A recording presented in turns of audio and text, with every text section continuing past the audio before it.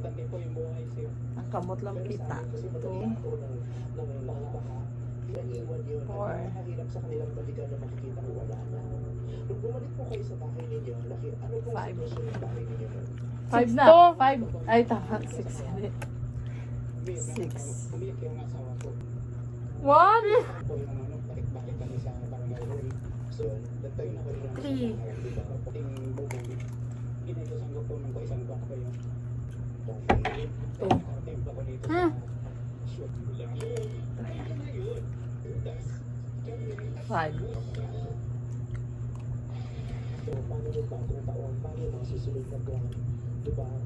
Pero bit-bit ang tapang ninyo at bigay sa puso ninyo at puso. 3. 4. Saan ba nakatayo ang bahay ninyo? Sa bundok? Sa Ang bundok. Ang namin yung lupa. 5 man.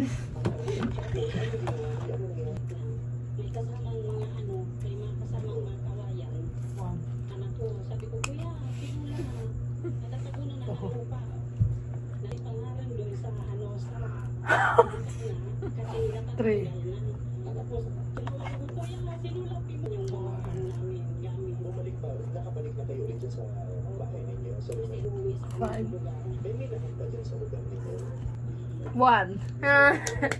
Yung nangyayari, 1 lang. Okay lang. 1. Mahirap. Ito tuloy. 3. 1 lang to balay mo.